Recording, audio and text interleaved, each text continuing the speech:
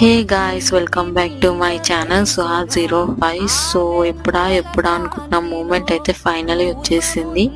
Suhan jewels the అన్నప్రాసన అనమాట. అదైతే మేము యాదగిరి గుట్టలో అయితే చేసామన్నమాట. గుడి లోపల మాత్రం అందరికి ఛాన్స్ రాలేదు తినిపించడానికి. అందుకే పక్కకి ఉన్న శివాలయంలో అయితే మేము పర్మిషన్ తీసుకొని డెకరేషన్ అదంతా చేసి అందరితో అయితే తినిపించాను అనమాట. వాడికి అందరు బ్లెస్సింగ్స్ ఉండాలని.